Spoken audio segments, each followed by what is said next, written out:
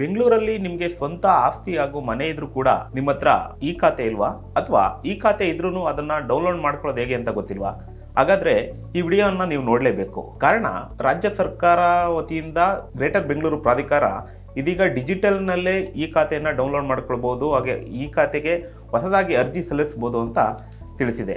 ಅದಕ್ಕೆ ಪ್ರಮುಖ ಕಾರಣ ಏನಂದ್ರೆ, ಆಸ್ತಿ ಮಾಲೀಕರಾಗಿರ್ಬೋದು ಅಥವಾ ಮನೆ ಮಾಲೀಕರಾಗಿರ್ಬೋದು ಕಚೇರಿಯಿಂದ ಕಚೇರಿಗೆ ಅಲೆದಾಡದವನ್ನು ತಪ್ಪಿಸೋದಕ್ಕೆ ಹಾಗೂ ಮಧ್ಯವರ್ತಿಗಳ ಹಾವಳಿಯನ್ನು ತಡೆಗಟ್ಟುವ ಸಲುವಾಗಿ ಮತ್ತೆ ಭ್ರಷ್ಟಾಚಾರ ರಹಿತವಾಗಿರತಕ್ಕಂಥ ವ್ಯವಸ್ಥೆಯನ್ನು ರೂಪಿಸೋದಕ್ಕಾಗಿ ಇದೀಗ ಹೊಸ ಡಿಜಿಟಲ್ ವ್ಯವಸ್ಥೆಯನ್ನು ಜಾರಿಗೊಳಿಸಿದೆ.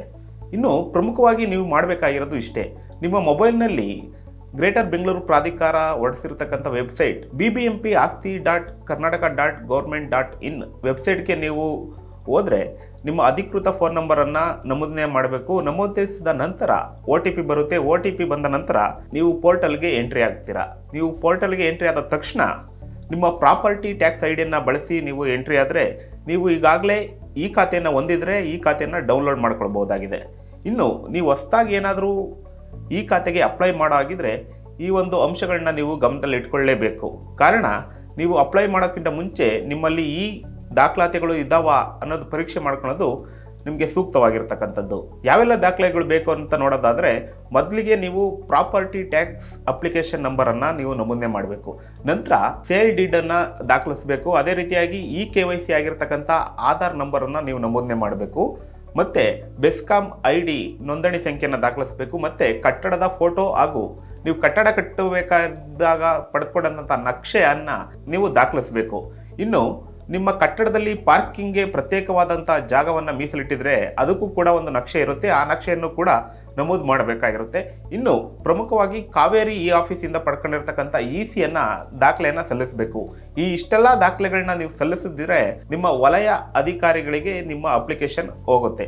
ಅಲ್ಲಿ ಪ್ರಮುಖವಾಗಿ ಕೇಸ್ ವರ್ಕರ್ ಈ ಒಂದು ಎಲ್ಲ ದಾಖಲಾತಿಗಳು ಕರೆಕ್ಟಾಗಿದ್ದಾವ ಅಂತ ಚೆಕ್ ಮಾಡ್ತಾರೆ. ನಂತರ ಕಂದಾಯ ಅಧಿಕಾರಿ ಈ ಒಂದು ಎಲ್ಲ ದಾಖಲೆಗಳನ್ನು ಪರಿಶೀಲಿಸಿದ ನಂತರ ಅನುಮೋದನೆಯನ್ನು ನೀಡುತ್ತಾರೆ. ಕನಿಷ್ಠ ಮೊತ್ತದ ಶುಲ್ಕವನ್ನು ನೀವು ಪಾವತಿಸಿದ್ರೆ ಅನುಮೋದನೆಗೊಳ್ಳುತ್ತೆ. ಈ ಖಾತೆ ಬರೋದಕ್ಕೆ ಕೇವಲ 48 ಗಂಟೆಗಳಿಂದ 15 ದಿನಗಳ ಒಳಗಾಗಿ ಈ ಖಾತೆಯನ್ನು ನೀವು ಪಡೆದುಕೊಳ್ಬಹುದಾಗಿದೆ. ಇದಕ್ಕೆ ಪ್ರಮುಖ ಕಾರಣ, ಮುಂಚೆ ಎಲ್ಲ ಆಸ್ತಿ ಮಾಲೀಕರು ಕಚೇರಿಯಿಂದ ಕಚೇರಿಗೆ ಅಲಿತಾ ಇದ್ರು, ಮಧ್ಯವರ್ತಿಗಳ ಹಾವಳಿ ಕೂಡ ಹೆಚ್ಚಾಗಿರ್ತಿತ್ತು. ಆದರೆ ಇದೀಗ ಸರ್ಕಾರವೇ ಈ ಒಂದು ಡಿಜಿಟಲ್ ವ್ಯವಸ್ಥೆಯನ್ನು ಮಾಡಿರೋದ್ರಿಂದ ಸುಲಭವಾಗಿ ಆಸ್ತಿ ಮಾಲೀಕರು ಈ ಖಾತೆಯನ್ನು ಪಡೆದುಕೊಳ್ಬಹುದು ಮತ್ತು ಡೌನ್ಲೋಡ್ ಕೂಡ ಮಾಡ್ಕೊಳ್ಬಹುದು.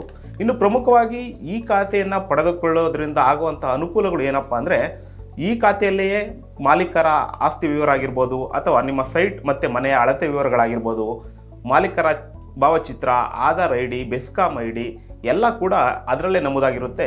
ಇನ್ನು ನೀವೇನಾದರೂ ಹಣಕಾಸಿನ ಸಹಾಯಕ್ಕಾಗಿ ಬ್ಯಾಂಕ್ಗಳಿಂದ ಲೋನ್ ಕೂಡ ಪಡೆದುಕೊಳ್ಳೋದಕ್ಕೆ ಈ ಖಾತೆ ಪ್ರಮುಖವಾಗಿ ಕಾನೂನುಬದ್ಧವಾಗಿದೆ ಅಂತ ದ ಗ್ರೇಟರ್ ಬೆಂಗಳೂರು ಪ್ರಾಧಿಕಾರವೇ ತಿಳಿಸಿದೆ. ಆದ್ದರಿಂದ ಎಲ್ಲ ಆಸ್ತಿ ಮಾಲೀಕರು ಕೂಡ ಹೊಸದಾಗಿ ನೀವು ಈ ಖಾತೆಯನ್ನು ಪಡೆದುಕೊಳ್ಬೇಕಾಗಿದ್ರೆ ಅಥವಾ ಡೌನ್ಲೋಡ್ ಮಾಡಿಕೊಳ್ಳಬೇಕಾಗಿದ್ರೆ ಈ ಒಂದು ಮಾರ್ಗಸೂಚಿಯನ್ನು ಅನುಸರಿಸಿದ್ರೆ ಸಾಕು.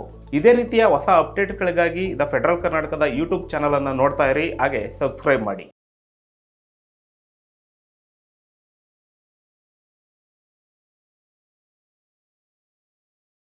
ಹೆಚ್ಚಿನ ಸುದ್ದಿ ಅಪ್ಡೇಟ್ಗೆ ಈಗಲೇ the federal Karnataka YouTube page ಅನ್ನು ಸಬ್ಸ್ಕ್ರೈಬ್ ಮಾಡಿ.